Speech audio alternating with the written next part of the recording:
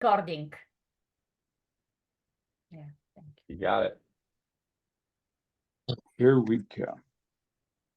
And here come all of the people. You are gonna start. Oh, Rochelle. Now it's like, it's all over TikTok. Oh yeah. So social media out, right? Yeah. Yeah. Oh, you have a Zoom. Sorry. Oh, now we can see Craig Gordon. All right. See Craig, Eugenio, and. Oh, there we go.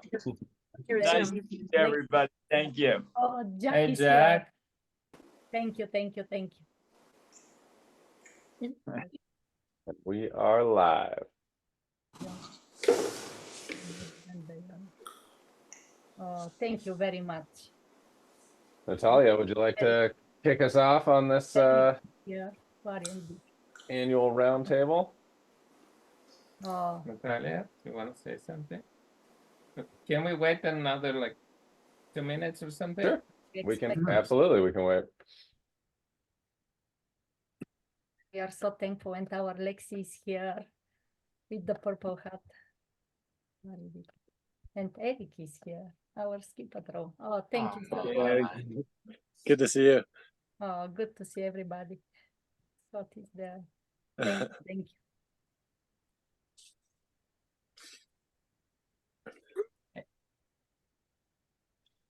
Very special. She can't see us though, right? Hmm? She can't see us.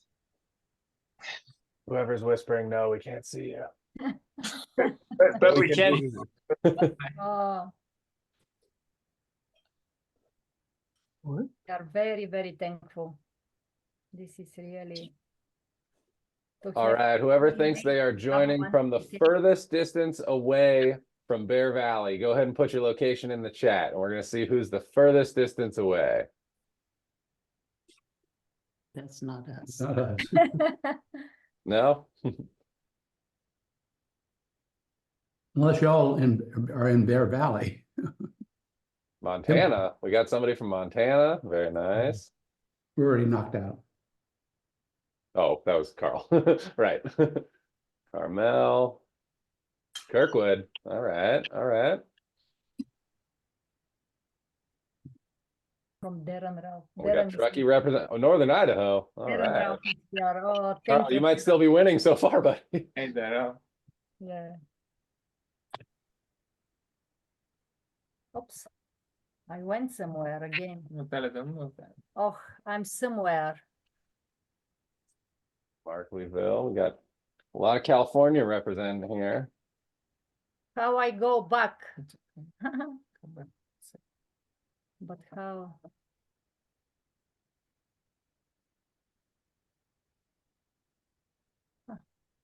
What do you got going?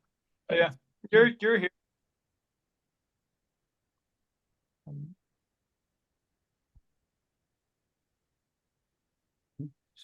How come we can't see the chat? If you're if you put your cursor to the bottom of your screen there should be a bunch of options like Yeah. mute, stop video, and then if you Chat. see to the Okay. very right, oh, you got it. Okay. But Found it. for those that can't find the chat, if you would like, the very bottom of your video, it might just say chat, but if you're on a smaller screen, there's going to be 3 horizontal dots for a more, and if you click on that, you should be able to hit chat, and then it should pop up either as a separate window or in the side of your main screen there.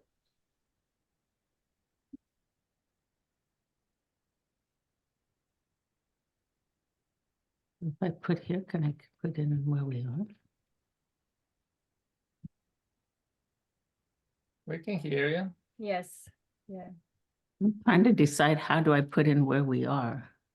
Oh, I was just, people were just typing it out. Or just tell us where you are. Lafayette, Ah, Lafayette, all right. Lafayette, California. Oh, okay. You thought it was someplace fancy, didn't you? Well, I did. In Cisco area. All right, welcome. Thank you. Thank you to all of you. shall we wait a little more or start? What do you think, Casey, guys? what do you think? Shall we start or wait a little more? Shall I think get we it? can get rolling. We've got about 30-some people in here. I think we could get rolling, and folks can obviously join as we're going as well. Yes, yes.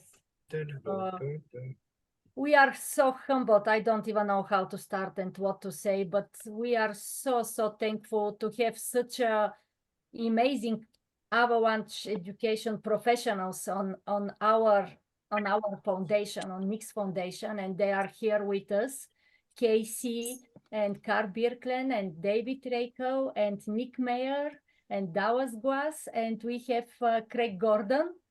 And we are beyond thankful to have them all these years with the foundation and help us so much in our mission. I don't even know how to say thank you. And we are so thankful to all of you, our friends, to be with us tonight. I know we'll record the session and send, but to see your face, especially tonight on our Nick's birthday, means the world to us. We are very thankful, and we feel a very small part of big meaningful mission, and we believe with every event we go from full of kids, even if one kid remembers something, and we hope more of one they remember, but fill our hearts and give us encouragement to continue, and a lot of love. No way we can move the foundation if we don't receive all the love from everywhere, and very thankful. Thank you. Well, Natalia, I know collectively it is our absolute honor to be here. So thank you for letting us into your world, and thank you for helping us to continue in the spirit of Nick. Thank you, Craig. Thank you, Craig. Thank you. Craig Absolutely. Gordon is the founder of the program Know Before You Go. Most of you know the program, came from Utah. And we believe our Nick is connecting us with Craig because it became our mission to spread Know Before You Go to most kids as possible. And very thankful. Well, it is all amazing serendipity. So, thank you for all of that, for preaching the Avalanche gospel, Mark. Very important for those who like winter sports. And I think Craig put it very well there, but just a quick reminder for those of you that somehow wandered in here and don't know where you are. This is the annual Nickolay Dodov Roundtable discussion.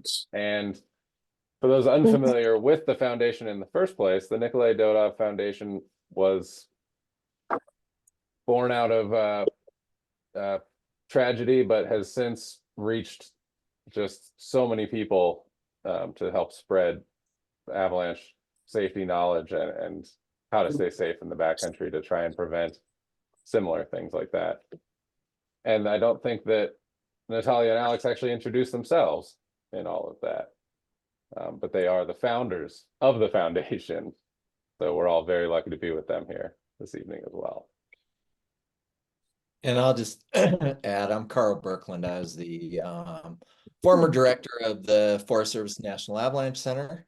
And yeah, you look at, I've dealt with many survivors of avalanches, people who lost loved ones in avalanches over the last, 35 years or so. And it's very easy, I think, to kind of turn inward in that sort of painful situation that you get into. And it's been just a real pleasure to see how Alex and Natalia have, they've embraced their grief, but they've also turned their grief into a broader purpose. And that's to bring avalanche information out to the public and especially to kids. And I know they're very humble about it, but they've been reaching thousands of kids every year. And they've been reaching people as far away as, I think, Australia and New Zealand, and Bulgaria, And so their reach, because of these virtual platforms, has really been worldwide. So it's a huge honor to be able to work with both of them and to honor the memory of Nick. Thank you, Karl. Thank you. And we were just going to start out with kind of a brief roundtable of some of the folks that Natalia and Alex asked to join tonight. And so, like I said, I was the director of the Forest Service National Avalanche Center, and I'm now doing a lot of sort of contract work for some different avalanche centers, working on some resources for professionals. I'm up here in Bozeman, Montana, and we're going to go just do a little roundtable about what the conditions have been in different parts of the country. And what I will say is that we have had very low snowpack here, as many places around the country have. And that low snowpack in the early part of the season led to a lot of weak layers. And with those weak layers, we've had some very dangerous conditions now that we're finally getting snow. And so we've had avalanche warnings around the Bozeman area for the last week and a half. And it's because our initial snowpack was so weak. And we've seen that in a lot of parts of the country. I know Utah's had a pretty good snowpack, but a lot of areas, and Colorado's getting a better snowpack now too, but a lot of areas started out thin, and we've got some bad weak layers at the bottom of the snowpack. So, you know, no matter where you are, it's definitely good to call up your local avalanche center and get a conditions report before you head out into the backcountry. And with that, I'll just pass it on to whoever wants to pop up next. I can start or go. Pleasure to be here with everyone. My name is Nick Meyers, and I work as the director of the Mount Shasta Avalanche Center and the Wilderness Program Manager for that big old mountain you see behind me. We've been having a pretty good winter. We are about 86% of normal for the wet season, so starting in October up through now, only about 55% of normal for 2024. It's been warm and wet. We've had a decent amount of snow. We've got almost 12 feet at tree line on Mount Shasta, but most of our snow is above 5,500 feet or so. So the typical low elevation snow in town, we don't have any really. So you kind of go from zero to hero as you drive up the Everett Memorial Highway onto the mountain. And we've had a handful of avalanches, no persistent weak layers or any lasting issues. You know, by and large, most of our danger is immediately during or just after storms. And we've seen that just recently. We got about a foot or so and had a few skier triggered avalanches. Nobody caught, fortunately. But yeah, that's kind of the gist of what's going on so far this winter. We've had a lot of people coming from out of the area to California for the snow, which is kind of funny. A lot of times we're heading to the Northwest or heading somewhere else, but it's been busy on Shasta. A lot of folks coming to enjoy our winter here. Right on.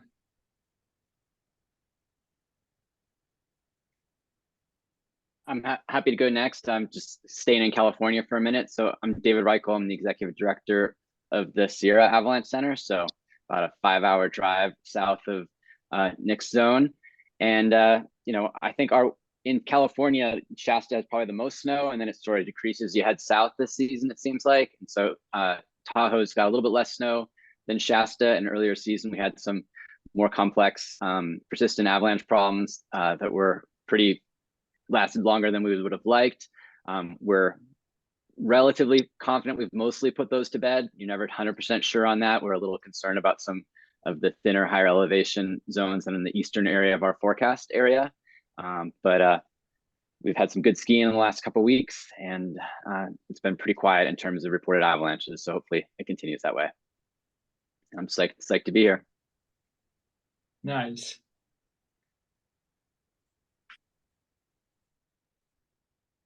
Hey crew, my name's Dallas Glass. I'm the deputy director up at the Northwest Avalanche Center. So I'm in Packwood, Washington here, but the Northwest Avalanche Center basically covers the Olympic Mountains, the Washington Cascades, and Mount Hood in Oregon.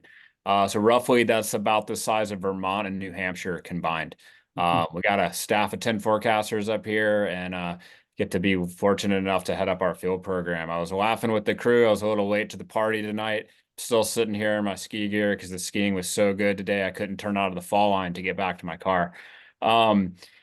We have been having not the best winter, like Karl mentioned. Most of the Mountain West has been having a pretty rough year all in all. Some places are starting to turn around. We're no different, although we're still sitting on 100 inch of settled snow in a lot of our areas, which is a pretty decent snowpack for most places. But for us, that's sitting on the thinner side. That's only about 75 or 80% of average. We did have some really nasty avalanche issues that were plaguing us all through December, all through January. And we finally did what we do really well here in the Pacific Northwest. We rained all the way to the tops of our highest peaks, maybe not to the top of our big volcanoes, but most of everything else. We had a pretty massive avalanche cycle with that, including a couple, which, Karl, I'd love to pick your brain on this one at some point. We're trying to figure out how to classify it, but we're pretty sure it's a solid D5. Came off of one of our volcanoes. So biggest avalanches we could possibly imagine. We were actually, what was cool with that whole cycle, we were getting reports of avalanches via the U.S. Geological Survey and their seismology network, because that's how big most of the avalanches were. But now we're out of that. We've flushed all those nasty weaknesses out of our snowpack. Unlike what David was saying, we're pretty sure we're done with those, and we're back to we're starting to rebuild, and the snow's getting good again. And you can see the attitude of everybody that lives and works in the mountains really bouncing back here as we get into mid-February, and being excited to go sliding or riding, whatever your favorite mode of travel is, on that white fluffy stuff to go have fun outside. With all that, we did have a bunch of really big near misses, but so far we've had a lot of people caught and carried in avalanches here in the Northwest, but we seem to be dodging bullets this winter. And so that's why things like this are so important to us, because most of those were avoidable involvements, and we could have, a lot of them could have easily gone the other direction. So we're feeling pretty lucky at this point. Got snow, got a lot of people that have maybe gotten scared, but we're up at the moment.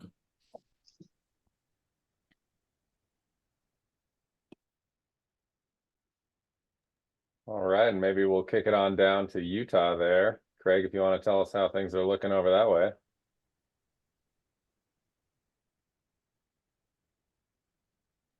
You're on mute, Craig. See if I can get him off. How's that? All Good. right. Yeah, things turned really white here. The skiing is excellent, but it was a rocky start here. We had early season snow in October, early mid to November. Then got a nice shot of remnant atmospheric river, the first through the third, led to a number of close calls and actually a tricky avalanche cycle going into the week of the 5th through about the 7th. We dried out significantly in mid-December for 25 days without any real significant precip. We put a little fluff on top of facets and fluff, and that just kind of continued the faceting process. And then it was game on January. Started rolling into a storm cycle, the 10th and 11th, which led to several close calls. Really a nice remnant piece of AR hit our zone the 13th and 14th. That's when the wheels of the bus not only wobbled, they just came right off. And during that time, it was really critical for us to get the information out to our public. And something I started here a number of years ago is rolling out state of the snowpack presentation. So high level, deep dive, cerebral presentations, not a basic Abby talk, but really getting our high end and most vulnerable users dialed into what the conditions are and how to navigate that safely. We came out of that period of time, 3 very close calls. I mean, near miss, and you're expecting accident. Fortunately, that didn't happen. As we segued into the last part of January, we developed a little bit of near surface faceting, put a slab on top of that last week, and that again led to a number of close calls. Again, hitting a boots on the ground approach at trailheads and state of the snowpack presentations. just making that human touch and letting everybody know there's an elevated hazard, as well as a lot of media work, and that goes a long way. We had a great storm that's just kind of working its way through our zone. It lit the place up last Thursday and Friday. Classic Wasatch skiing, warm before the storm, spongy, dense snow underfoot, and it wraps up with a little bit of low density snow that makes our license plates famous. And that's what we're looking at right now. So most of our zones in northern Utah are over 100% of average. Settled snow, a little bit over 100 inches. Southwest region still a little sketchy, as is the LaSalle's. But right now, we're feeling fortunate, we're feeling blessed, and the skiing is spot on. Well, that's what we like to hear. And Craig, you know you're not getting away that easy. Who do we have joining you there? What's going on? What's going on? Oh, guy right here. Oh, okay. Yep. That's We weren't going crazy. Very nice. Very nice. Thanks, buddy. Excellent. And let's see. I think we got everybody with that one. And I guess I'll bring it back to Mount Shasta here. My name is Casey Glaubman, and I work very closely with Nick Meyers. I am the executive director for the nonprofit that helps keep the Avalanche Center running. We put on lots of great events and all kinds of stuff, and started working with the Nickolay Dodov Foundation a number of years ago, and have since been blessed to spend a lot of time working closely with Natalia and Alex, and back again for this evening. And I guess we'll start off. If anybody's got any questions, it could be about a particular region, it could be about where you're at, it could be any question that you've just been dying to ask an Avalanche professional. It's unlikely you'll be around this much Avalanche knowledge anytime soon. Well, until next year, perhaps. So please, if there's specific questions, we'd love to hear from them. I have a question for Nick and Casey. Sure. This is Clark. I am planning a trip up last part of April, coming up to Shasta, and I was wondering how the West Face and Hidden Valley area is looking so far. Nick, would you like? Yeah, please jump on in. You can actually see it right behind Nick. Yeah, you're right. Yeah, Clark, it's shaping up to be a really good climbing season.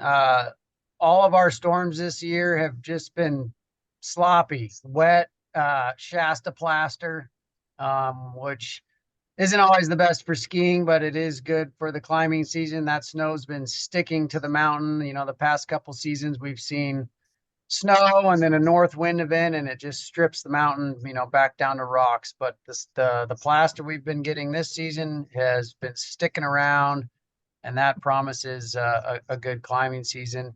April is a good time to go. That's kind of early-ish. It's, you know, we're just starting to get going with climbing season in April. Definitely, you know, pay attention to the weather and check the avalanche forecast, because we still can get winter storms at that time. But it'll definitely be good in April. May, June will be prime time. Wow, that sounds great. I sure appreciate that. And I wanted to make a comment too.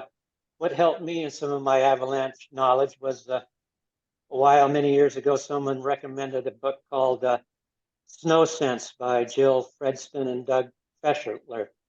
And that has helped me sort of on my journey. And I'll love it to get up to Shasta. I really like that area. Thanks. You bet. Thank you, Clark. Yeah, that's a classic book in many of our libraries, I'm sure. Yeah, that's my personal favorite to head people to for their first Avalanche book. It's got such great knowledge from two really experienced Avalanche professionals, Jill Fredston and Doug Fessler, and really draws on all their experience in Alaska for decades. And Alaska gets everything from rain on snow right to lightweight champagne powder and everything in between, big storms, little storms. So they've kind of seen it all, and I think that's a great resource. Yeah, Clark, just so you know, we continue, once we stop doing avalanche forecasts, we continue to do climbing advisories and the latest, greatest in climbing conditions. So always check our website out even after the winter is over. Thank you. I guess I'd like to take a moment and introduce myself. My name is Andy Blumberg. I'm the former editorial director of Trans World Snowboarding Magazine and had the absolute privilege of getting to meet Natalia and Alex a few seasons ago.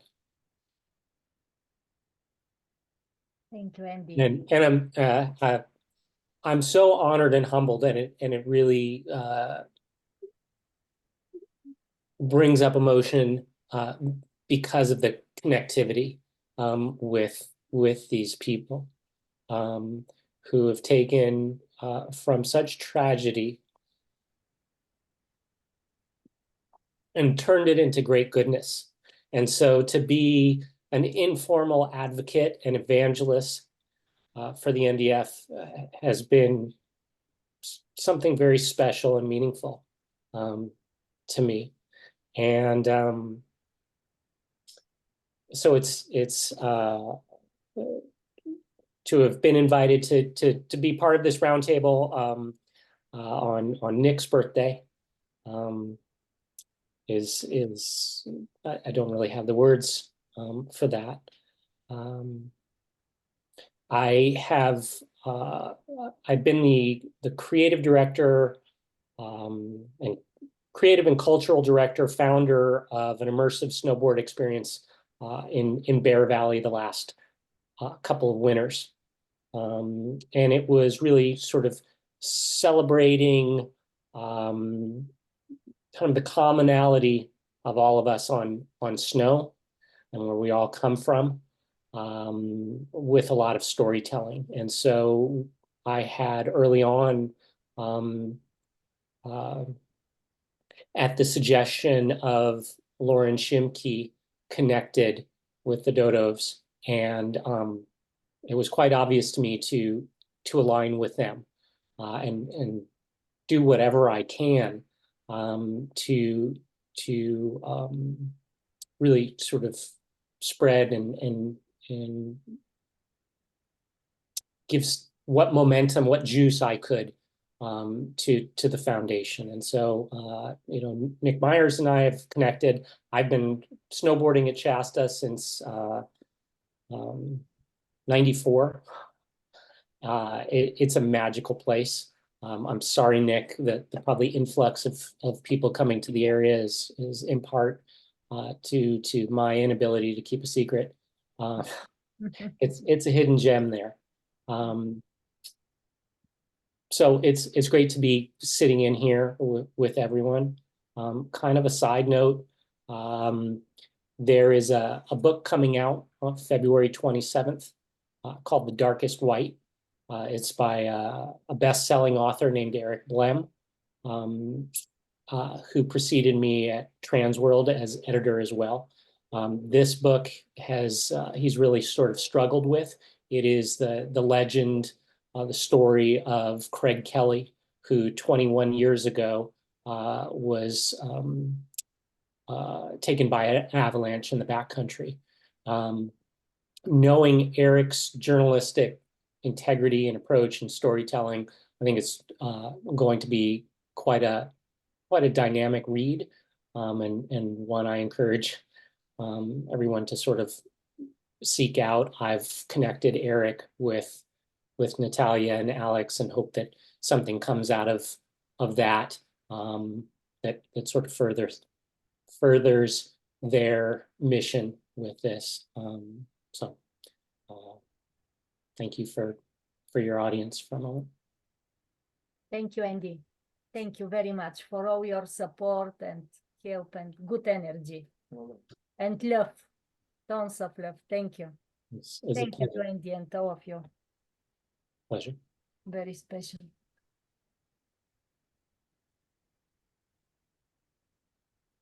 I guess I have a question. I am not a backcountry skier, So in the news, what, like a month ago or so, there was like an avalanche or two at Palisades, Tahoe. So I guess I'm just kind of curious, how does avalanche prediction and mitigation at these big commercial resorts compared to, like, do they draw on all the resources of all these? I don't know. If you could just comment on how that works. Like, was that a big oversight or a like, or what happened there, or just, I don't know how that works. If someone could, someone that's knowledgeable about how that works. I mean, I'll happy to take the first crack at that. So I work in Tahoe, and those were in Tahoe. So we got a ton of media outreach at that when that occurred for obvious reasons, because of the horrible tragedy at a high profile place. And we at the Sierra Avalanche Center gave like variations on like, we forecast for the backcountry, and this was inbounds and avalanche controlled terrain. So it's really not something that we can talk about with any intelligence, any accuracy, and encouraged the various media people to like reach out to patrols and folks like that. And just in general, to unpack that, it's because I feel like most often we're saying the opposite of that, where we're trying to take resort skiers who think they know what's going on in the backcountry because they've been skiing inbounds in terrain that's been controlled by ski patrol, and try to help them understand that the backcountry is very, very different from that. And so in this instance, it was sort of the reverse, where we were saying like, we're pretty familiar and well educated on what's happening in the backcountry right now, but inbounds are places where you have you throw explosives and have skier compaction and all of these things. So most of the time it's not the same.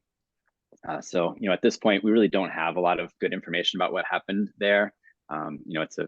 Unfortunately there was a fatality, and it's a private business, and I'm sure there's stuff working its way through the court system.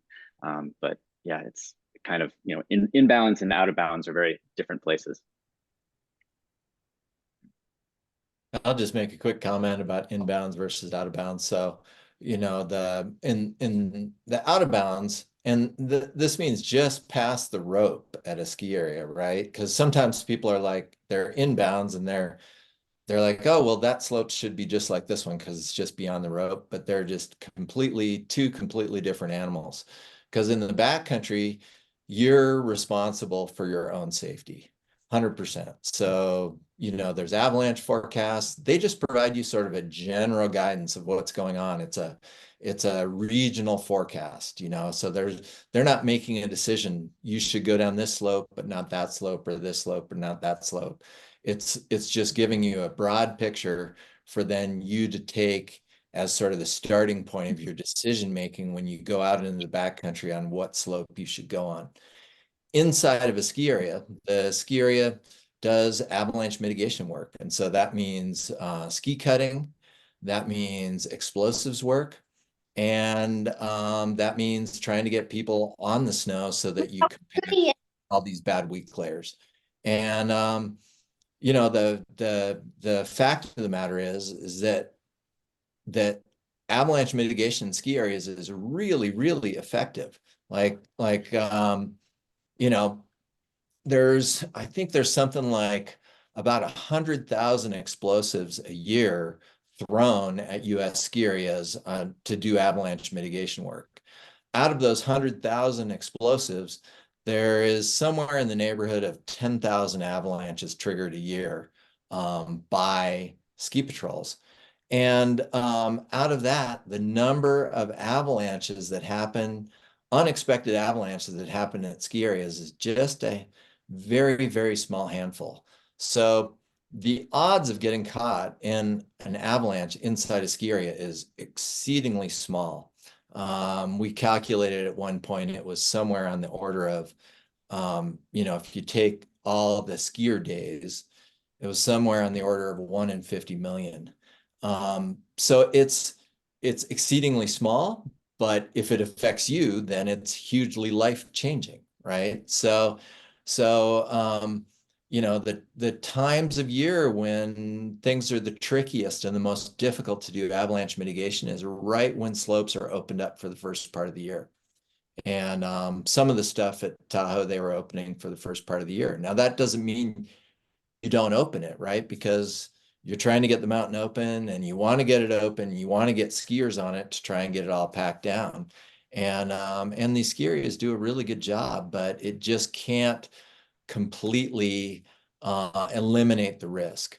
You know, when you look out at a slope, where exactly explosives should be put, how many should be put there, how big they need to be for the different slabs and weak layer combinations. It's super tricky. And for the most part, people do a really good job with it, but there are cases where it's no matter how good a job you do, it's impossible to be perfect with it. So that's the real challenge with it.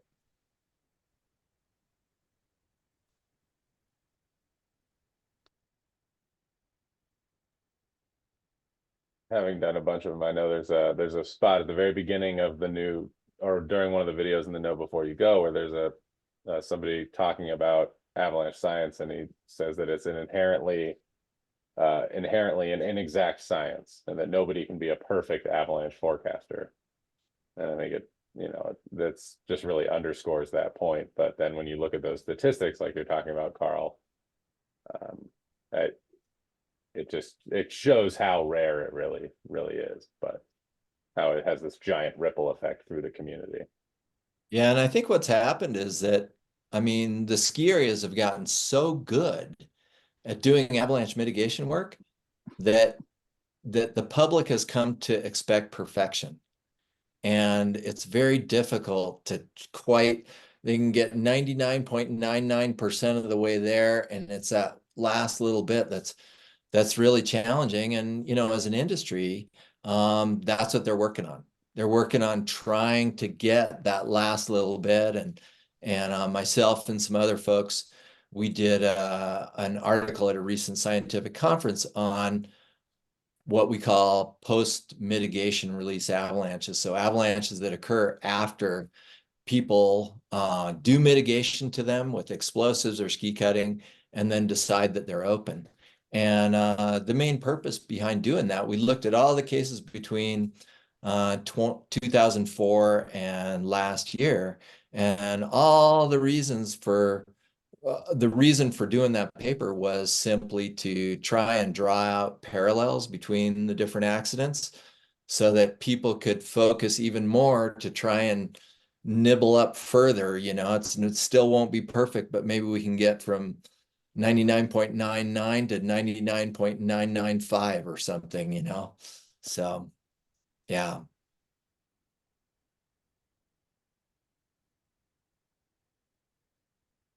I just have a comment there. I mean, you know, most of us, I think, are backcountry focused, and that question was, you know, sort of resort focused. And I just wanted to shout out the film, and Craig, this is in your hood, but the, what is it, The Last Gunner, about the Alta artillery program. And so it's on YouTube, I believe. And if folks are interested, that was a really interesting film about the introduction and use of artillery in inbounds avalanche mitigation or at Alta in Utah. And I highly enjoyed it. Check it out. Yeah, thanks for that. Yeah, go ahead.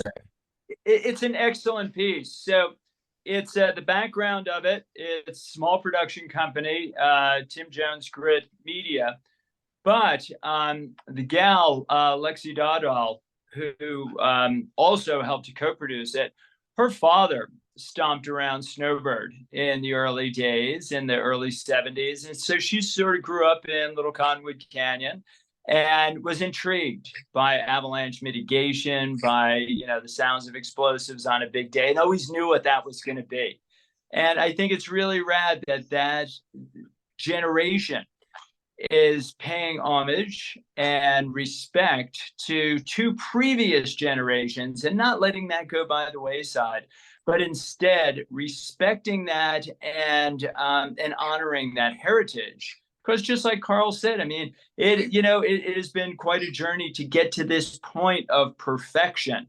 And I think people do expect perfection out of a quasi-inexact science. And when you look at all the numbers, man, hardworking women and men of the ski patrol do a damn good job.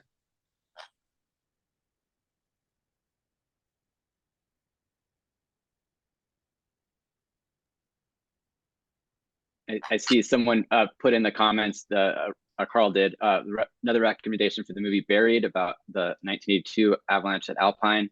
And also recommend that if you watch that very carefully, Bob Moore, it gets a quick shot, a quick image in there when he was with the Forest Service in the 80s. And if anyone were responsible for the creation of the Sierra Avalanche Center, it would be Bob Moore in the early 2000s. And this season, the Sierra Avalanche Center is celebrating our 20th anniversary. And it's really thanks to Bob Moore. And I just think that illustrates how, inbounds is different than backcountry and all that stuff, but we're all sort of professional colleagues, and, people can certainly work ski patrol and then be a backcountry forecaster, and as Bob did. And it's a pretty common way that people's careers evolve.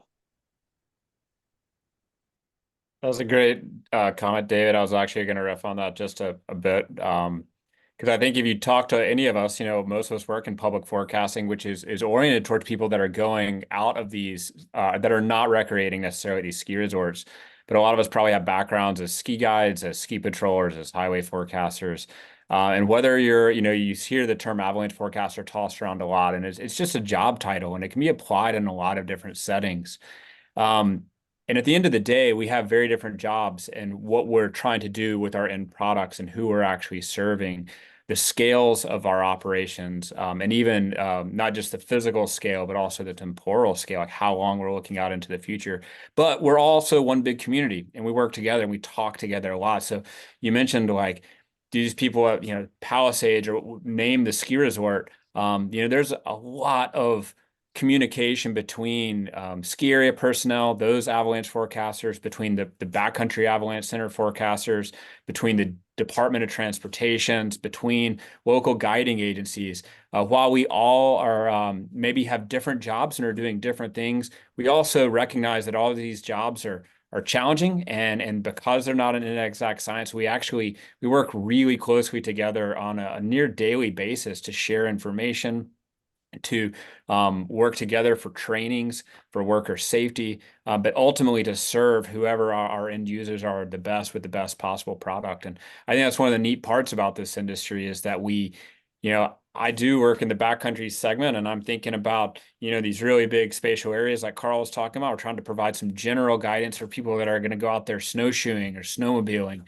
But I'm also talking to our counterparts of the Department of Transportation and sharing weather data, snowpack data, so that they're doing their best job keeping the highways open, and then they're doing the same thing in return to help me. So it's a really cool community to get to work within. And if you talk to any public avalanche forecaster, they all probably have a different path that got them to these kind of bizarre jobs.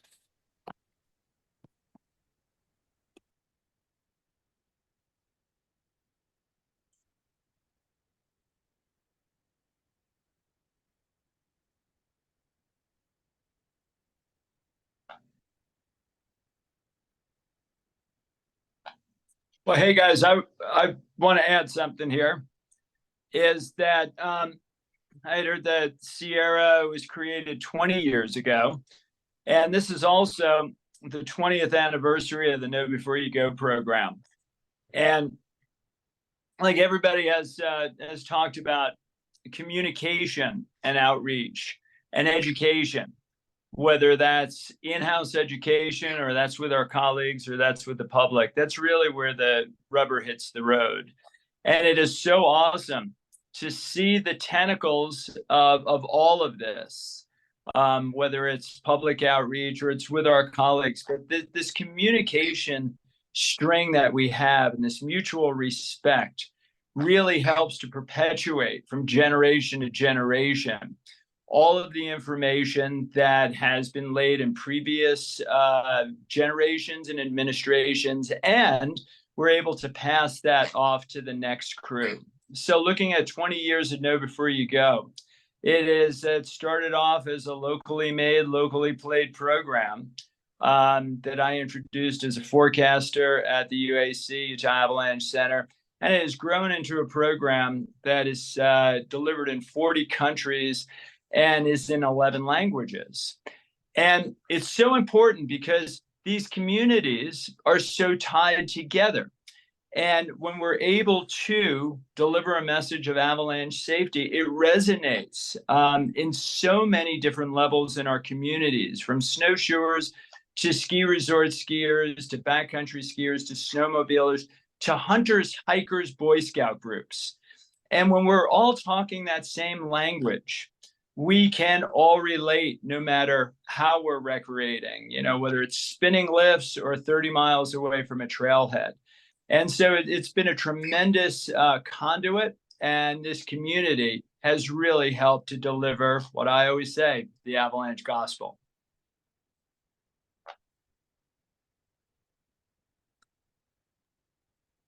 And my parrot agrees with every word.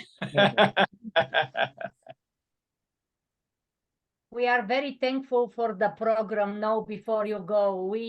I believe we have reached in the last 11 years, maybe close to 17,000 kids and teenagers. We primarily go to young kids, teenagers, because we believe now before you go, the way how it's set, it's really opening a door for lifelong learning journey for these kids to know that they have to continue.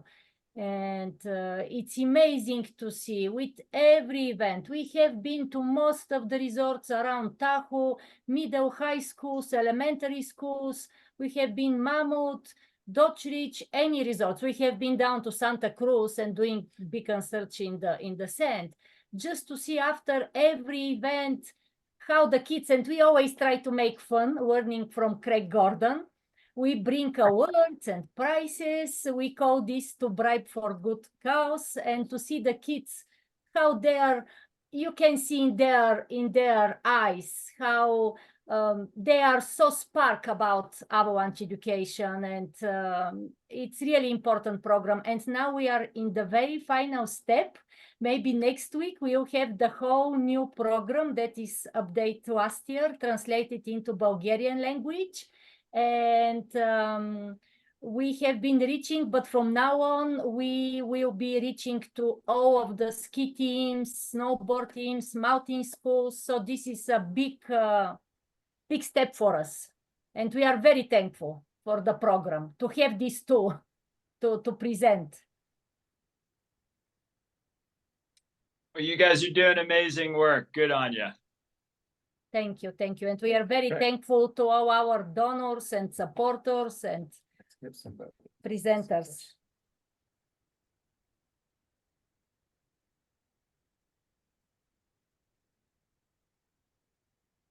Now, I know there was some questions earlier about, somebody had mentioned Snow Sense. For all of the professionals here, what would you say if folks have maybe read that one or getting that one as well? What do you think would be potentially another good thing that folks could pick up, or a next step in increasing your learning as well? Hey, I'd be happy to throw something out there that is just brilliant reading, is Bruce Tremper, Staying Alive in Avalanche Terrain. And, you know, for where Snow Sense is, as far as what Doug and Jill offer, remember, Bruce Tremper came from that school of thought. And then he defined it in his Bruce Tremper storytelling metaphor-esque way. And his book is a beautiful read through Avalanche Boot Camp. So I highly recommend that.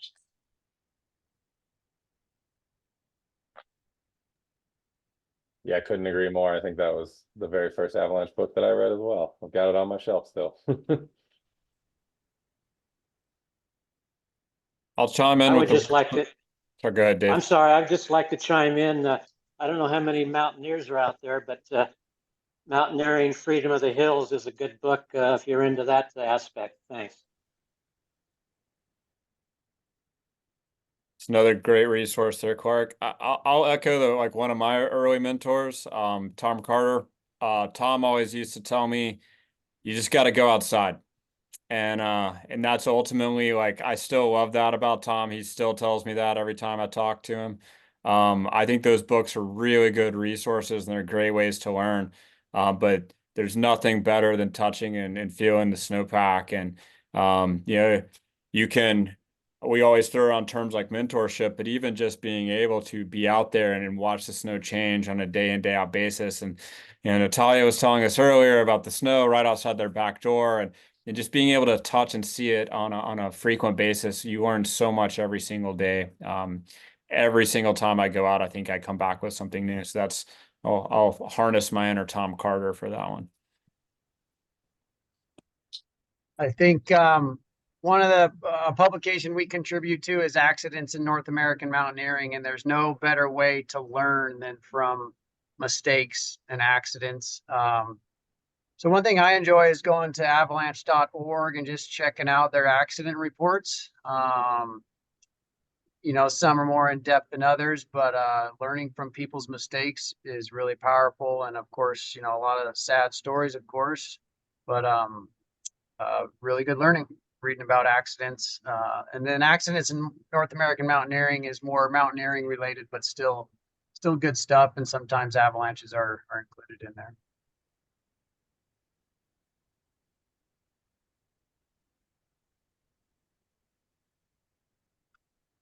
What's the new publication? Oh, sorry, Craig. What's the new book?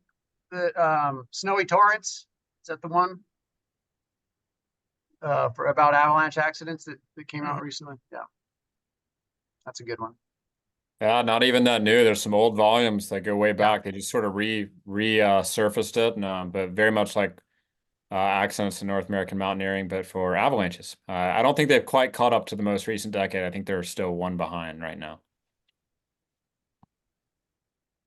Man, I stumbled across a couple of the really old copies in our office, and those are some fascinating ones to read from back in the 40s and 50s.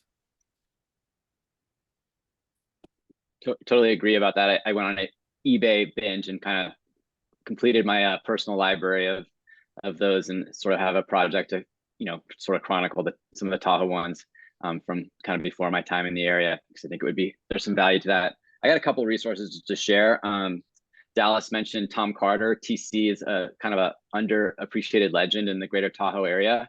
He kind of declines a lot of opportunities to bolster his legacy, which is unfortunate, but those of us who've worked with him know he's the real deal. And one of his claims to fame is participating in the original Red Line Traverse, which is this unbelievably epic backcountry ski mission, and the highest point of the Sierra for essentially its entire length, 150-ish miles. And that was repeated this last year by two people, and they made a film about it. And that film is called The Red Line. And it's not streamable yet, but it will be at some point soon. And I'd highly recommend that for that story. And also there's some great Tom Carter nuggets in there, mostly about having fun and enjoying being outside, which is consistent with TC. A couple other resources I just want to plug real fast is The Darkest White that Andy plugged earlier about the upcoming book about Craig Kelly and his story, and I just presume the accident where he died. I think there will be a lot to learn throughout that book. Also we talked about Jill and Doug, and one of my favorite books was Jill Fredstone's Rowing the Latitudes, which is a bit of a memoir, and there's some avalanche snow stuff in there, but also just adventures in the Arctic, which, you know, for someone who thinks that I've done some adventurous things, kind of put me in my place a little bit and reminded me that I don't go on 1,000-mile rowing adventures in the Arctic. So they beat me there. And then finally, I just wanted to plug, like, you know, stuff like this, right? And you're all probably the choir, but connecting to events like this, and, you know, preseason snow and avalanche workshops when next fall comes around, all that sort of stuff. There's lots of great resources out there.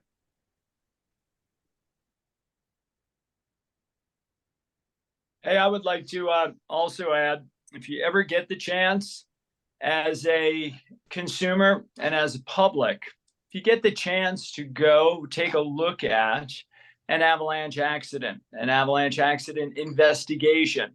When I got into this gig with the UAC 25 years ago, and even before then as a ski patroller, and, you know, Bruce Tremper would say, the way you learn about avalanches is to go look at avalanches. And as a young ski patroller, I thought, well, duh, the avalanche already happened. What are you going to learn? You know, like, I totally missed the point when I was in my 20s. And the point is, when you go look at avalanches, you learn about the characteristics of how snow works, and you take the deep dive into the psyche of the snow. And if it's an accident, you learn all of the different nuances of where people were and how snow reacts and how the rug can get pulled out of a hard slab with a weak underlying layer. And man, talk about taking a deep dive. That's really the way you learn about avalanches. You can do all of this stuff together, but man, unless you've walked around and crawled around an avalanche path and debris, that's really where the rubber hits the road, or at least it has for me.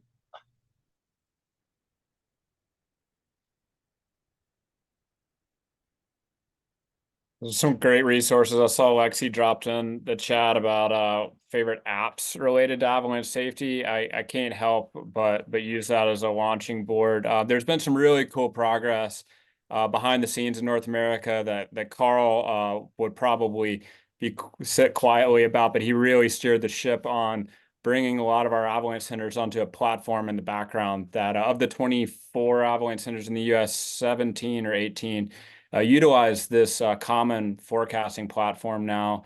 And one of the benefits of that is actually at NWAC, we were able to build an app based on that platform. It's being sort of beta tested this year at the Sawtooth Avalanche Center in Idaho, and also here in the Northwest. But that app is hopefully should be available to most of the other avalanche centers next winter. And essentially, it is the avalanche forecast at your fingertips, and it allows us to do a couple of really neat things that you just can't do with a website. Things like push notifications for updates or for avalanche warnings. So your phone would literally buzz and be like, hey, there's an avalanche warning in your area. Or, for many of you, we always, the forecasts are coming out in the mornings for most centers. NWAC's an exception on that, but like it's coming out in the mornings and you may be driving to the trailhead and you don't have cell reception there, but it can actually automatically update and cache the latest avalanche forecast right there for you. So it's sort of definitely one that is not always available everywhere, but it is around, and hopefully will be expanding next winter. And it's just called AVY, so AVY.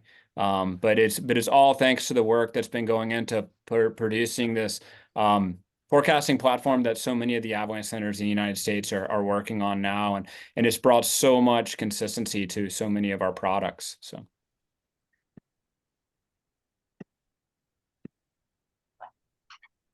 And hey guys, speaking of which, I get up in about 6 hours.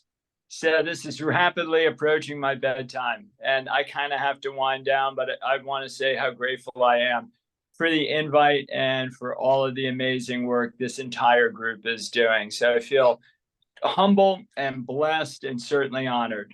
So thanks for having me. Thank you, Craig. Thank you, Craig. Thank you very much. We will talk to each other soon, okay? Thanks, Craig. Yes. Good to see you, Craig. Thank you. All right, Hopefully friends. Thank you. Thank you. I want to say thank you.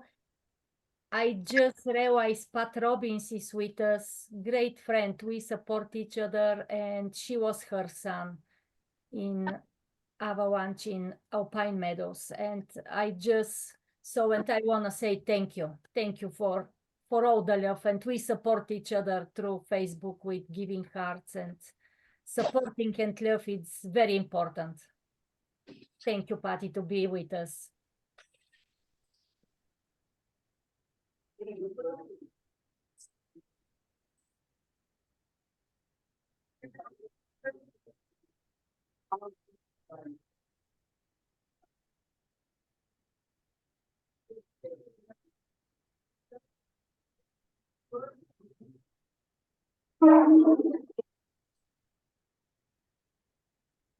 Yeah, we'll keep going. And Hey, Casey, I might just address Lexi's question about favorite apps related to Avalanche. Yeah, please. Yeah. So one thing that I just want to emphasize to folks is that I think these apps can be really useful. Things like Onyx or Gaia or CalTopo. They can be super useful for planning your trip, trying to see what your general slope angles are. You need to be really careful about not just looking at your phone. you need to make sure that you also look up.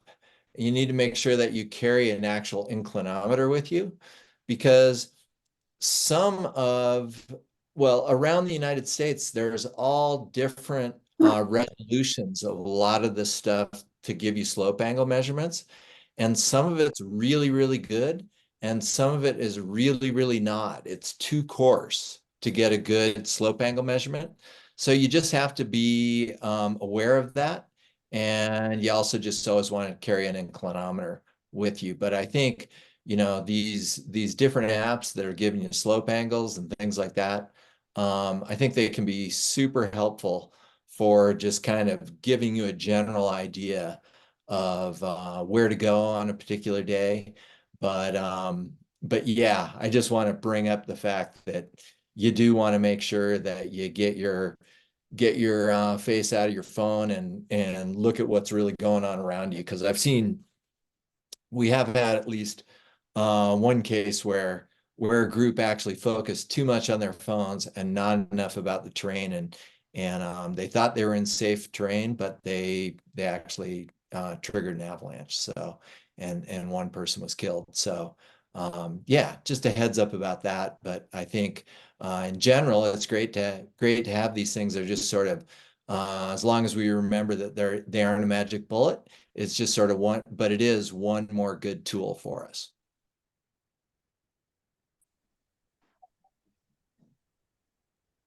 I think that definitely is a good way to look at that, using them as a tool, particularly in the planning stages of any sort of outdoor adventure, and then just remembering to look up and enjoy the reason that you're out there in the first place.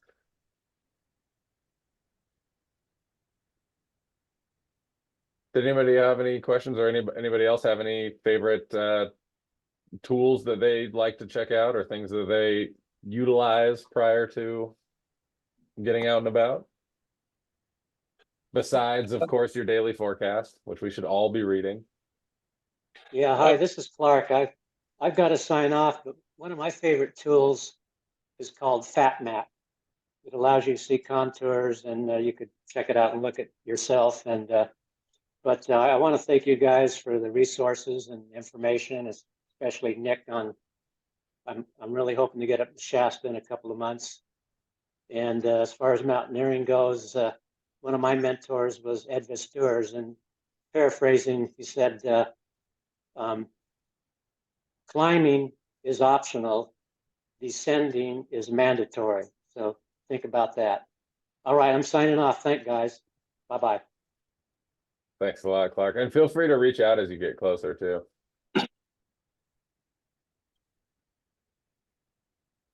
Thanks, Clark. See ya. I've got a question for mostly directed towards you guys at the Avalanche centers. I'm a ski patroller here at Bear Valley in the Sierras, and my question's more about how long does it take, and is time the only variable for wind slabs to heal to that previous bed surface? You know, we had a event this last week on a clear night after a storm where we had some pretty hard wind slabs develop, and some of them were pretty touchy, naturally triggering throughout the morning. And I was just curious what your thoughts on how long those takes to heal up before people can ski on them. I can start, I guess. You know, Mount Shasta is no stranger to wind, and we think about wind slabs all the time. I'm going to give a short answer and say, from my experience, I've worked with the Avalanche Center for a little over a decade and on Mount Shasta for 22 years, and they heal pretty fast, honestly. But, you know, the majority of the recreation that we see in the areas that we're in is on the south side of the mountain. So it gets a lot of that good old California sun. And so with the sun and warm temperatures, you know, things tend to heal up pretty fast. On colder aspects, maybe not so much. Maybe some other folks can chime in. Yeah, I was just going to say that how fast your wind slab heals up really just depends on what it was deposited on. So if it was deposited on a fairly solid bed surface, it seems like they heal up pretty fast generally. Of course, it depends on how big the wind slab is, right? Like if you put 6.5 feet of wind slab on something, that might take a little bit longer for that interface to heal. But then, you know, if it's on a fairly strong layer, seems like they usually heal up pretty quick, just like what Nick was saying. However, if you put them on a bad layer of, say, faceted snow, I mean, I've seen wind slabs that have stayed unstable for more than a month. So, and with very little additional snow load being put on them and still get triggered. So it just really depends, you know, and I don't know what happened there at Bear Valley before you got that wind slab event. But if you had a couple clear nights before that, you might have formed some small facets, and that might have made that a little bit more sensitive than you're used to. So that'd be one possibility. Thank you. That was definitely good information. Thanks. I'm going to say goodnight to the group, and thank you for allowing me the opportunity to sit in here. Thank you. Have a great Hey, season. Andy, great to see you, man. You too, Nick. Thank you. Natalia, Alex, till next time. Thank you. All the best. Soon. Looking forward to seeing Bear Valley. Thank you. Sounds good. Bye. Bye-bye.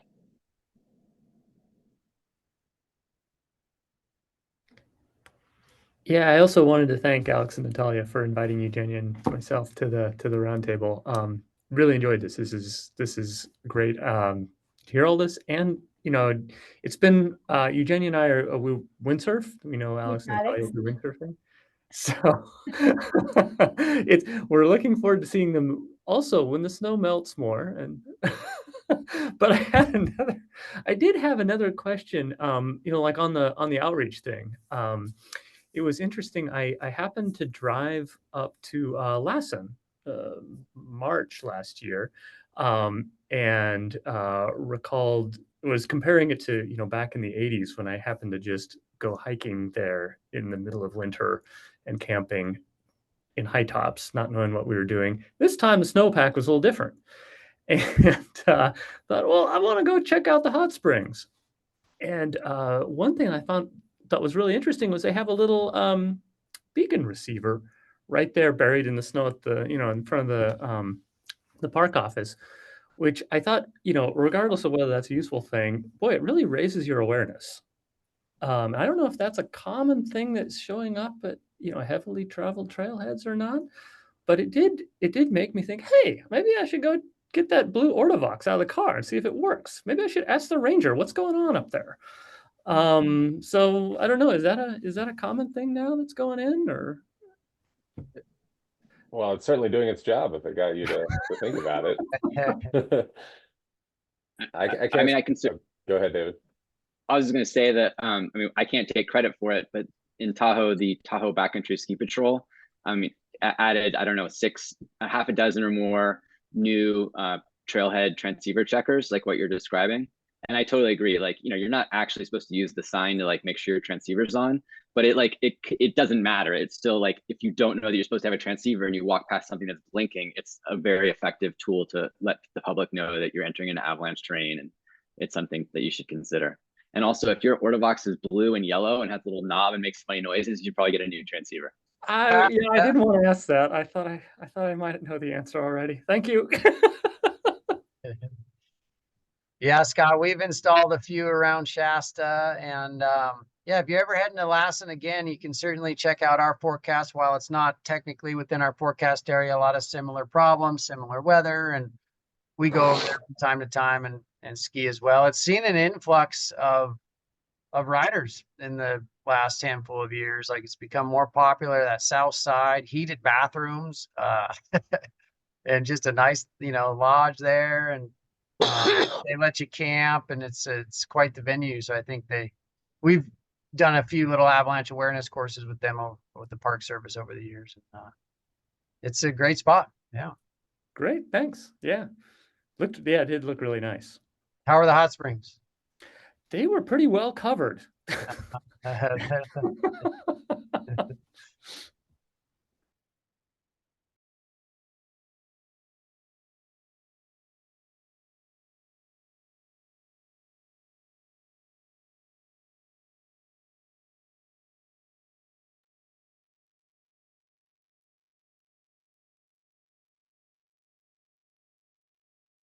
Let's see, anyone else out there with some burning questions for these avalanche luminaries here?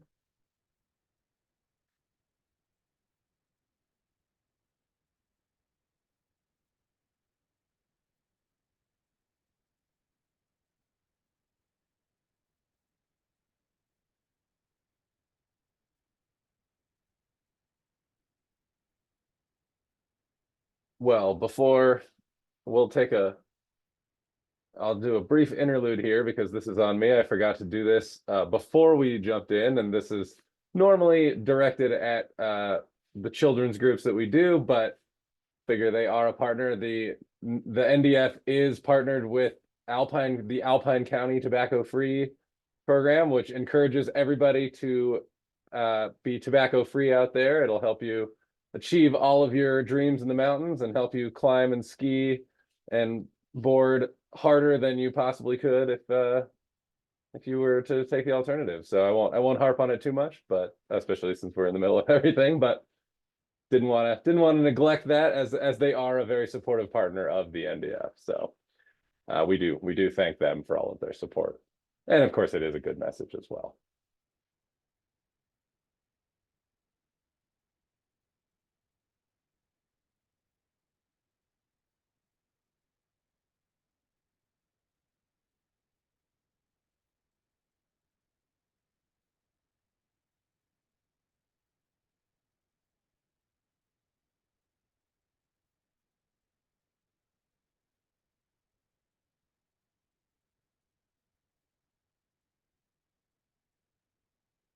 Well, any more questions out there? We've got folks from just about every region of avalanche terrain in the country here.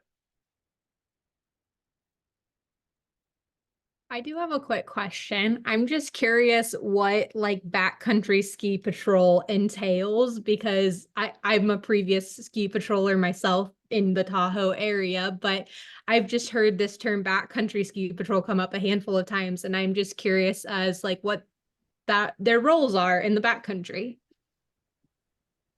I mean, I can answer that since I dropped their name. I don't work with them at all, really at all, other than I've emailed a little bit. And I think mostly, they go out in social groups, they call them patrols, and they just try to be helpful. If you've done any backcountry skiing, there's always somebody having a little bit of an epic with broken snowshoes or something like that. And I think they just try to be of assistance.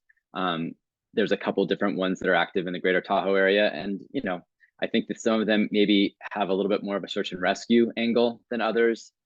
Some of them sort of have an education and education mission, and they just sort of perform various, helpful tasks in the backcountry. And usually I think they're partnered with some sort of volunteer service agreement with the Forest Service in our area.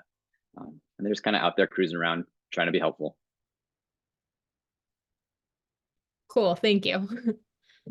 You can probably find out about local ones in your area through the National Ski Patrol. Nearly all of them are run through NPS. NSP, sorry. Not the National Park Service, the National Ski Patrol. We have a similar organization here on Mount Shasta, the Shasta Avalanche, the Snowmobile Ambassadors.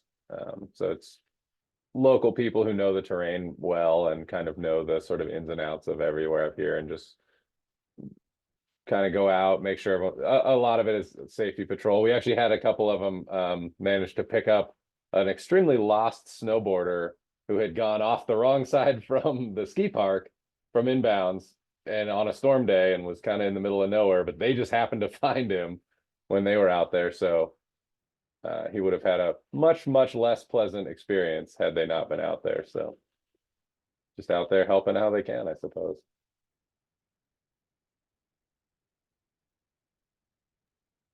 Do you all have any tips on like if you're in a brand new area, totally different snowpack that you're not really used to, not well connected, and you're trying to like vet new ski partners for the backcountry? Do you have any tips for that, or like criteria that you would I don't know, ensure before going on an outing with some new people?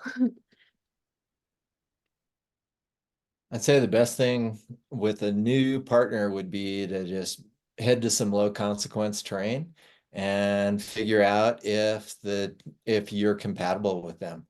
You know, I think what you find with some people is that they exude a lot of confidence, but that confidence might be somewhat misplaced. And what I always tell people is you want to find people that are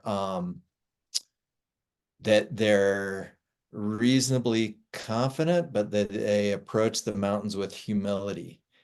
Okay, so that they're not just like, and that they're not too goal oriented, because if you just find yourself being goal oriented, I got to ski this thing, I got to ski this thing, and then you go up, you're going to justify going down that.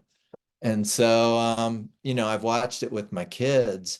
It's taken my older daughter quite a while to sort of develop some ski partners that she felt really good about, because she kept on getting out with these people that were very goal oriented, and part of their goal was to post a bunch of stuff on social media, and it was just kind of poisonous, you know. And she knew it. She'd go out with them and she'd always be the one saying no, no, no, no, no, and it got really old for her. And then she found some other partners that thought the same way she did, and now she has a great group of folks she gets out with, you know. So it can take some time for sure, but yeah, you know, you might find some people if you're taking an avalanche course, you know, just, yeah, you just sort of get out and start to meet a few people, and you know, start out doing something mellow, and then work your way into other stuff as you feel more comfortable with each other. Yeah, I'll tag along with Karl. You know, I heard it from him once. He just said the best skill is a partner who's flexible, willing to be able to change the plan and be okay with it. And I think that's a really good one. And kind of along those lines, you know, I'll go to a new area sometimes, and you know, you might ask yourself, well, you know, you might find a partner, but then where do we go? And so just throwing out the slope angle shading on various mapping apps can be a really helpful starting place. Just finding out like where's my avalanche terrain, anything that's colored orange and red on the map. Those are your avalanche start zones. Of course, avalanches can run out into lower angle terrain, but that's, you know, again, if you're not an avalanche terrain, you can't get caught in an avalanche. So a good way to just kind of look at stuff and see where risk may lie. Just to add a couple of thoughts there, I think your partners are so important, and you know, Shovel Beacon Probe, like what's the latest tech transceiver, everyone gets focused on that, and it is important, but like others have just said, you know, your partners are probably even more important and hard, and you know, people come and go as life ebbs and flows, and it's a very challenging thing to maintain a good, strong crew. I mean, just personally, I live in Lake Tahoe. There's a lot of skiers around, and I've been there a while, so I know a lot. Like, I don't always respond to everyone's text as the avalanche danger rises, right? Like on a low avalanche danger day, I'll go out with like a lot of my friends, and then as the complexity increases, like the number of people I want to head out with shrinks dramatically. So just to share. I also have really good friends that I don't ski with, and it is not a knock on them. We just don't gel in the mountains. And so yeah, I have really, really close buddies, and we just don't ski.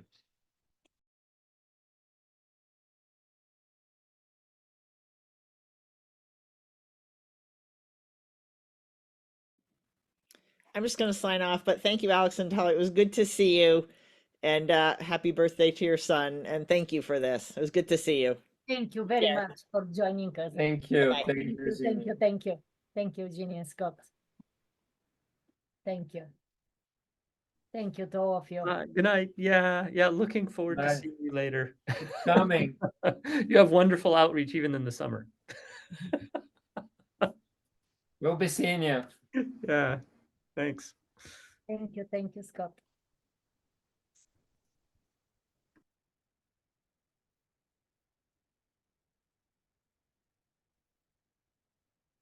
Yeah, thank you to everyone.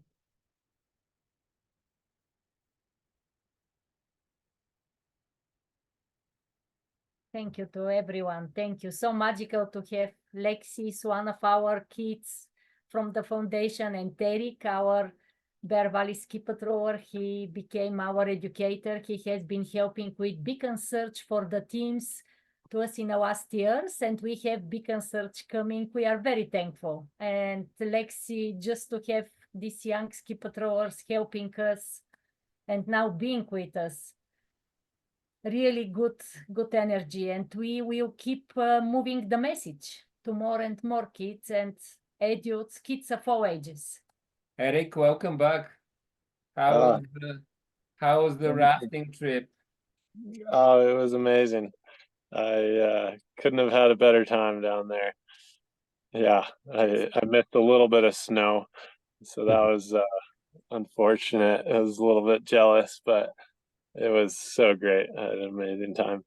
But yeah, we will continue to push that out to all the kids. Yeah. What we're here to do. So thank you guys. Oh, Means a thank you lot. very much. Eric is just coming back from Grand Canyon rafting trip. Yeah. Thank you.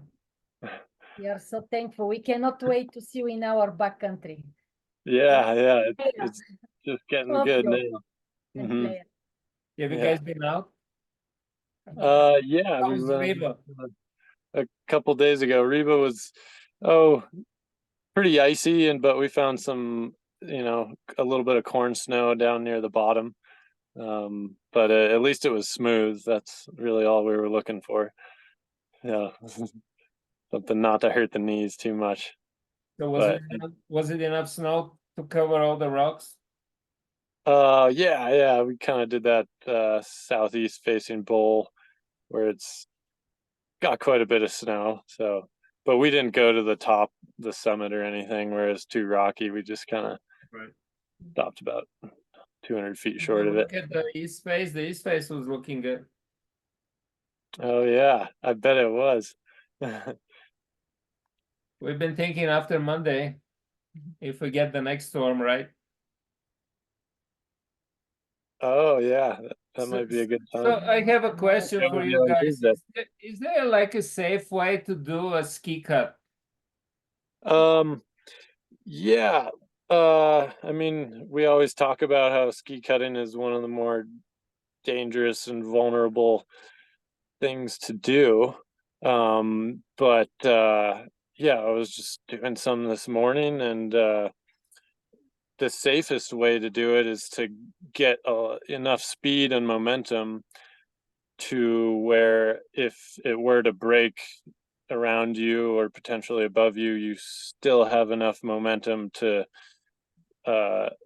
get yourself over that piece of terrain and into a safe piece of terrain. So generally, best practice is to have enough speed, but also just knowing, right about at that tension point in the convexity, trying to be just as close to that as you can, so you can maybe have one foot, if you're on skis. I know you're not, Alex, but maybe a foot that's maybe not in that slab that you're getting to trigger, but you're certainly not really trying to trigger any hard slabs with a ski cut. It's mostly soft slabs, and you can feel them wrap around your feet. And but yeah, just stay fast and don't go too low. Maybe have your partner go a little bit below you, and go conservatively. Yeah. Would rope be a thing to use in case the face is kind of a wide open and scary? Would you use a rope? Would I use a rock? A rope, climbing rope. Oh, a rope. Yeah, I haven't had a whole lot of experience using a rope as a belay, but I have been, seeing some YouTube videos, and it seems like it could totally be a good tool, and I think I'd like to try that out a little bit more when I'm dealing with a slope and we don't have explosives or anything. I think it's definitely a good tool to use in the backcountry, whether you tie yourself off to a tree or have a friend belay you down into that piece of terrain. Or I've heard of using that to go dig a pit, because it's hard to dig a pit in a place that's going to give you good information that's not also the avalanche terrain that you're trying to ski. So yeah, I think it could be totally something that I might use in the future, a rope to go make sure that doesn't drag me off the slope and I can go ski cut or take a look at the snow. So yeah, I'm curious about that as well. We were watching a movie and there was a nice way to kind of instead of clipping yourself to the front of your harness, to have a little runner going from the front around your waist to the front again. And this is how you clip your rope to the harness. So when you go and do the ski cut, you have kind of the rope behind you instead of in front of you. So you don't necessarily get yanked around into a 180. Right.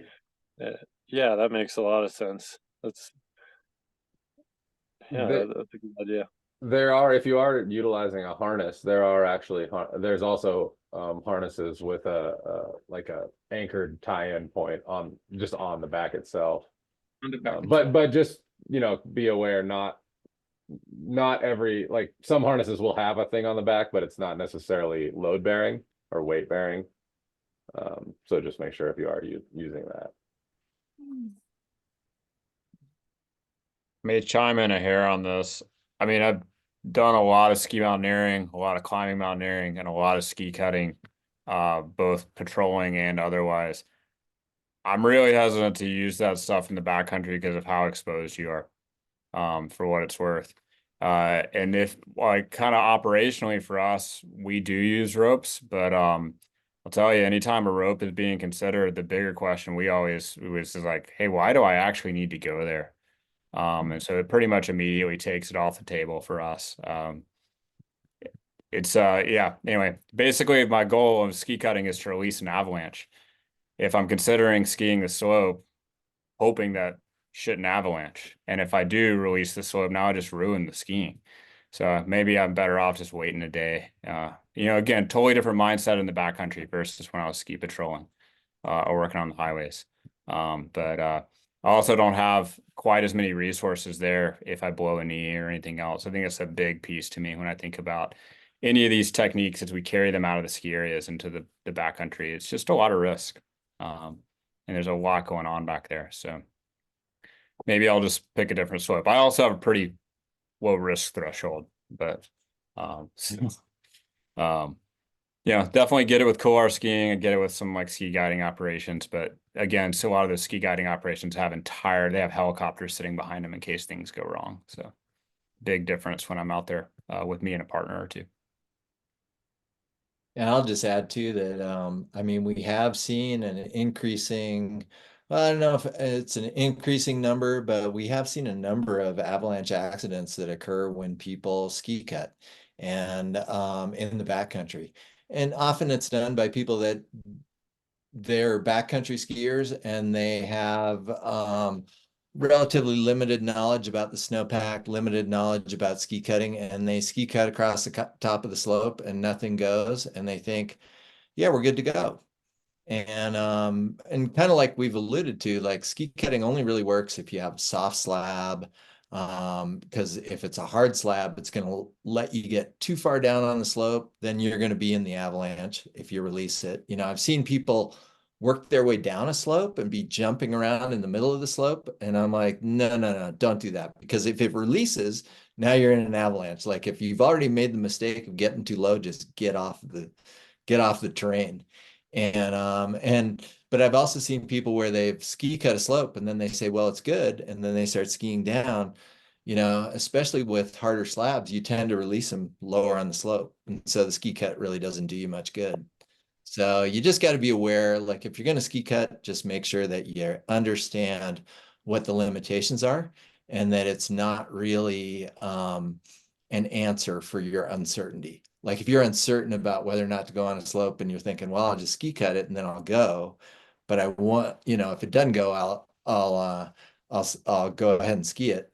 I'm with Dallas. Like if I'm thinking that that's supposed to lower my uncertainty, then I'm not going out on that slope. So,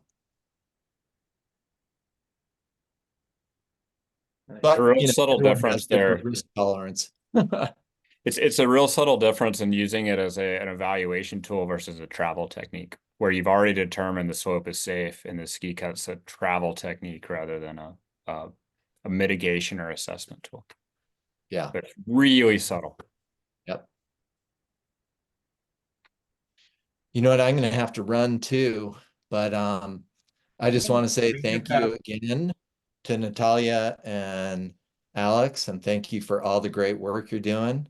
Thank you to all the other panelists, and also a huge thanks to Casey for running the show for us. So I really appreciate it. And it's great to be here. It's great to be a part of this roundtable, and I love being able to work with the Nick Dodov Foundation. And everybody have a safe rest of your winter, and hope to see y'all next winter. And Natalia and Alex, I'm sure we'll be in touch. Yes, thank you, Karl. Thank you very much. Thank you, Hey, thank Karl, you. good to see you. Yeah, great to see y'all. Good to see you, Karl. Y'all Thank take you. care. Bye, Karl. Bye-bye. Thank you, thank you, thank you. I'm dreaming we will be all together in the same room. Thank you. Thank you very much, Casey. Thank you for running the show. You are really talented. We are so thankful to have you, and Nick Meyer and Dallas and David. Thank you so much. We cannot say thank you to all of you, and to have all of you with us. And Eric and Lexi are our kids with the foundation too, and everyone. Every one of these conversations, they bring so much knowledge and passion. And we are thankful to be the middle part between all of you and everyone who can learn from you. Very thankful to be able to do this, to connect.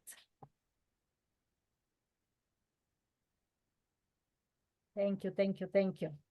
Thanks, Alex, and Natalia. Thank you, Dallas. Thank you so much to all of you, and hopefully we all have snow, good snow to the rest of the winter. And we are dreaming maybe to meet in Shasta sometime late spring with some of you. It will be really nice. It'll be a good spring, yeah.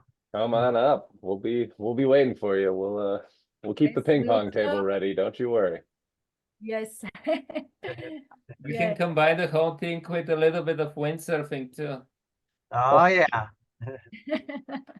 We've been doing some midwinter surfing out on Shastina on the warm days. So, Nice. Yes.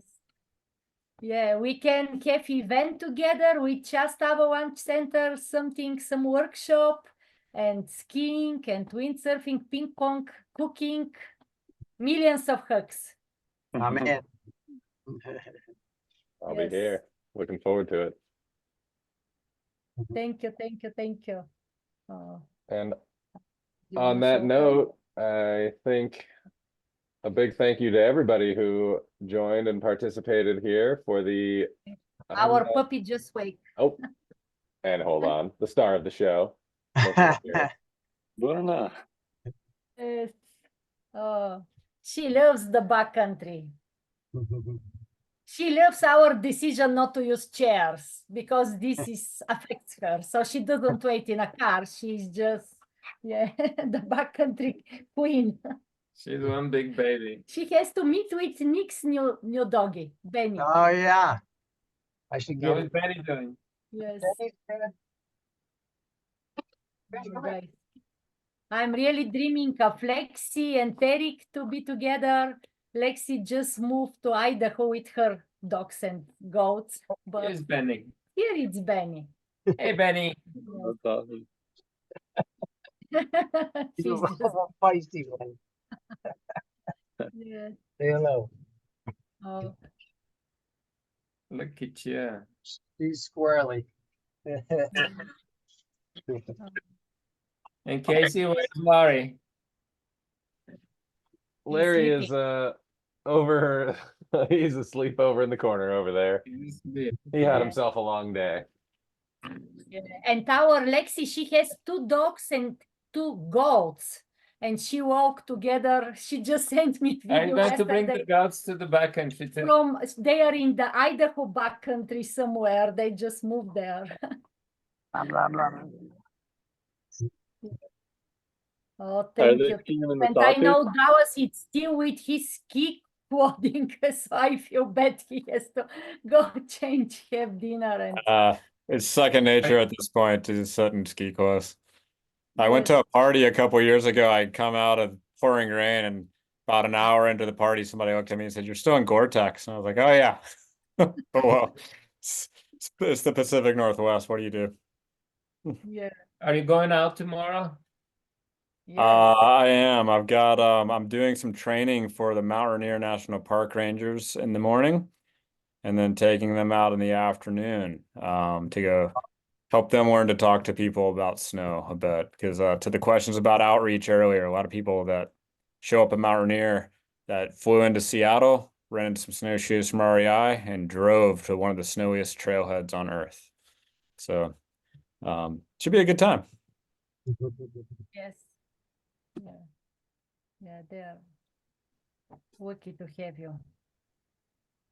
Thank you to all of you. And David Reichel, we are looking forward to see you in person soon to all of you. Thanks I again. know we'll see Eric. Thank you. Thanks, everybody. And a big thanks to our hosts here, Natalia and Alex, as always. Thank you to you guys. Thank you. Thank you. Thank you. Hey, David, I have a question for you about some split boarding. First, to ask you, what is your split board? I use a Tahoe Lab. That's that what he was looking. That's why he want to ask you. Which one do you like? Which one have you been riding? Is it the directional one, or did you get the latest one, the asymmetric? I mean, my favorite is the powder one because you ride that when it's powder. Oh, the powder one. Yes. Yeah, but I've mostly been using, I think they call it a directional twin, maybe. I have not tried the ASIM yet. That does look kind of cool. But does it do the job as a kind of a free ride board, like all conditions? Yeah, the board I have, I've used it for 2 years, and I used it all over the Sierra, and I took it to Japan, and it was great in powder. I mean, it's a totally good solid board. Yeah, I mean, I'm good friends with the owners of that company, so I'm pretty biased, but I like their stuff. Oh, so Alex is convinced. He was just looking at them, and he said he want to ask you. But I wanted to make my mind what I should buy, because I like the idea to have this softer tail and to have this kind of a up rising nose with a little bit of rocker going up. And I was just wanted to know, how does it work? Like, if you have transition, you got crusty conditions, and all of a sudden powder stash, and then all of a sudden you have some cut pack. Yeah, I mean, I've been impressed. I think they're just good snowboards, and everything kind of works, but I've enjoyed them. Okay. Yes. He has already 4 split boards, but this is what we buy. I have 4 backcountry gear, but we give to the kids when we have more. So toys and food and chocolate. I could have given Sarah, my therapist, because I'm going one. So Alex gonna get the split board. Yeah, we met them. They're really nice kids. So yeah, thank you, David. I'm trying to convince him, but he's hard to buy things for himself, mostly for the others. Now I think you did the job. Yeah, thank you. Do you have the carbon board? Yeah, I think they're all basically carbon. Okay. And yeah. If you have questions, you can reach out to them, and if you don't get them, let me know, and I can put you in contact with them. I think years ago we met with the owner at the workshop. At the California At the- workshop. Yeah, really nice. It's They're good people. yes. Thank you. Thank you. Maybe we have to let everybody. Yeah. Thank you. Hey, Nick, I have question for you too They have to about hold your off. strapless snow surfboard.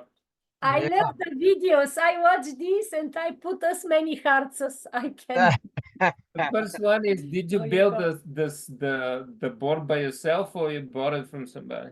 No, I bought it grassroots powder surfing out of Utah. Got a bunch of different boards, and I just liked the way they looked, and I had a buddy that had a few, and I tried some, liked them, and so yeah, those are the ones I've been using. What is the surface like when you go down the hill? How can you stand on the board, like even when you have this kind of a powdery conditions and it? Yeah, if it's not powder, it's a no-go. It's not pretty if it's not powder. You like 6 to 8 inches is 6 is minimum, and if it's 6 on like a really hard surface, it's got to be pretty low angle. The steeper the slope, the more powder you need. But turns bunny slopes into black diamonds. I love it. It's a good, yeah, for me, we're on skis a lot, and it was just a fun thing to dabble in on my days off. And I've fallen in love with it. I used to snowboard a little bit in college and like to surf waves. And so it just made sense. And yeah, I'm addicted. Anytime there's powder and it's my day off, it's usually where we're headed. Nice. Yes. Yeah. You're gonna have to try that one. Yeah. Yeah, you should. It's really, really fun. It's a kind of a humble learning curve, especially when like, oh, I could be riding my such and such and be shredding right now, but instead I'm wallowing down this slope, falling a bunch. And but once you get it, it's otherworldly, just like powder is for all of us. Yes. Thank you. Oh, you look amazing. Yes, magical. Yeah. Oh, guys. It looks to me like the first snowboards in Turkey. Have you seen those boards? No. Oh, we'll send you videos. Yeah. Yeah, send me That's- videos. Yeah. In the area called Antalya, they have the mountain is as high as Shasta, or maybe a bit higher. It's called Mount Ararat. Oh, and this is where the I mean, the birth of considering the snowboard, this is the birthplace of snowboard. Snowboarding. These guys were the first one, just like strapless boards, surfing the mountain. Wow. I'd love to see it. Yeah, send me a link. Yeah, we'll I have to send you the link. Oh, we love you guys. We love you. I wish we can. I know we'll be all together somewhere. Beautiful mountain soon. Well, love you guys too. And yeah, thank you so much for putting this together, and love serving with you. Yep. Thank you. Thank you, guys. We love you. We love you. We are very thankful. Our hearts are full. I just thank you, Nick and Dallas and David and Casey and all of you. It was interesting how the people are kind of on the shy side. They didn't want to ask shy side. They didn't want to ask too many questions. I was almost like, that's why I kind of brought the thing with the ski cut, just to open up. I mean, if they have more questions, but I guess the best thing is like to say a few things like after you check the weather forecast every morning, like, and if you go out, what are the 5 obvious snow conditions that you should be aware of if you go out, what would be the first one?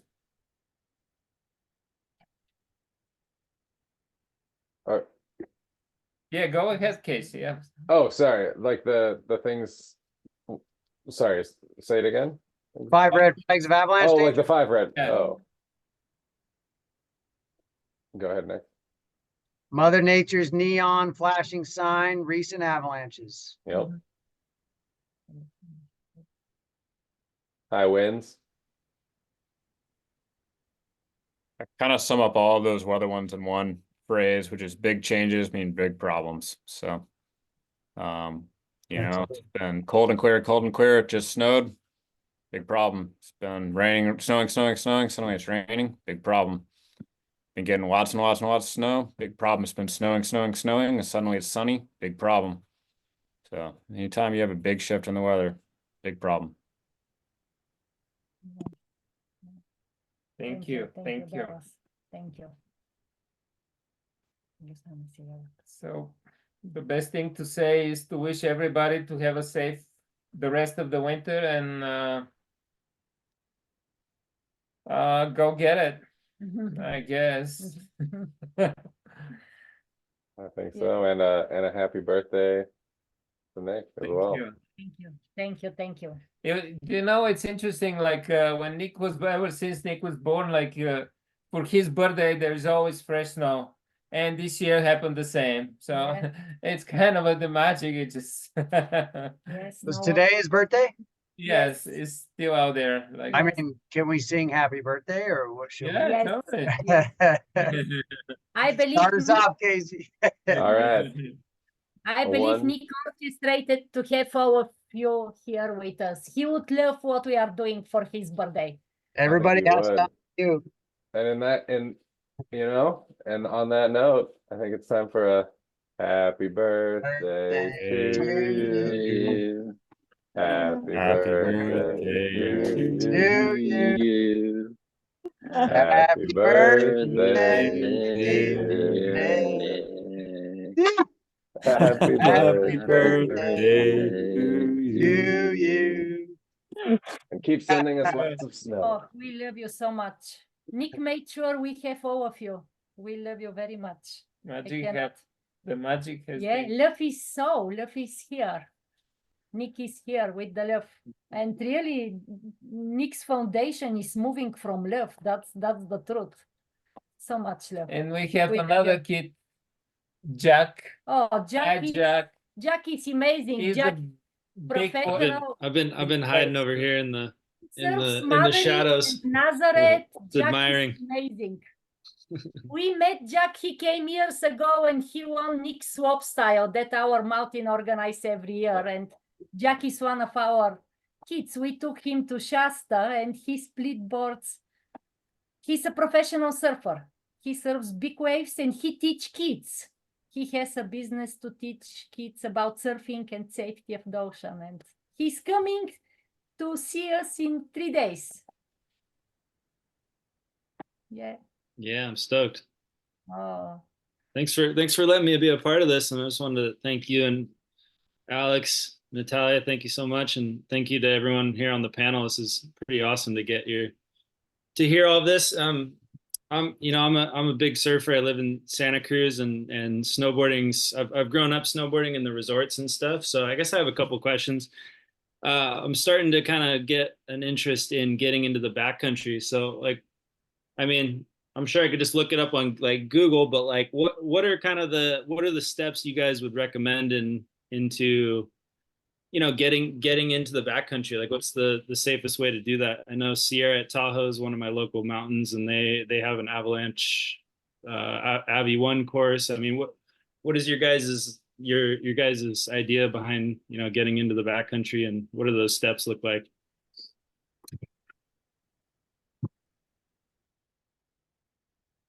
I mean, Go for it, I would Dave. just say take a class, take a level 1 is like the classic place to start. In the greater Tahoe area, there's a bunch of resources. If you go to the Sierra Avalanche Center website and go to Avalanche providers, there's all the places, but Kirkwood offers them. There's a bunch in the Truckee area. But yeah, that's the classic thing to way to start out. Take a 3-day or 2 or 3 day level 1 avalanche class. Cool. Thanks, man. You I'll can follow that up with an and actually do it. Like, Yeah, yeah. Well, that's a good point because I've been talking about it for a while now, but yeah, that's a good point, man. well, I mean, like the level 1, like people always go take the class, and I think they just like they set it aside after they're done. And like I would suggest that 95% of what I do every single day as a public avalanche forecaster is a level 1. I fill out my book every day, not occasionally, not once in a while, every day, because it's a process, and it teaches you a process, and that's what the whole course is about figuring out a process. And I tour whatever 80 something plus days a year, and I do it every day. And it's tedious when you start, but like it's like learning any new sport, right? Like you know how to ride, you're a good rider. Now you got to learn how to be in the backcountry, and that's the whole different skill set. And so it just takes time. It's like going back to the bunny slope. And you gotta spend some time learning it. And it coming in with a different mindset. But yeah, that's my big plug. Like I'm hook, line, and sinker. I think process is a really big deal in a high risk environment. So, and I've got stacks of old field books to prove it. Well, thanks, man. Yeah, totally. That's great insight. Yeah, I think that's been the most intimidating part, is just realizing that you're going into something that's completely foreign to you. Like after being in the resort, you can ski whatever you want, steeps and stuff, but getting out into the backcountry in that same kind of terrain just going to take a long time. So I'll give you one more thing that I did when I was in school. It was actually, since Dave mentioned that the Sierra Avalanche Center started 20 years ago, I was skiing in Tahoe. That's where I was learning to ski. Took my first level 1 class, and I actually photocopied the page out of my level 1 field book, and I had a stack of them on my desk as a grad student, and I would grab one and I'd read the forecast and I'd fill it out and I'd ball it up and I'd throw it in the trash can. And I'd do that almost daily because it made me read the forecast.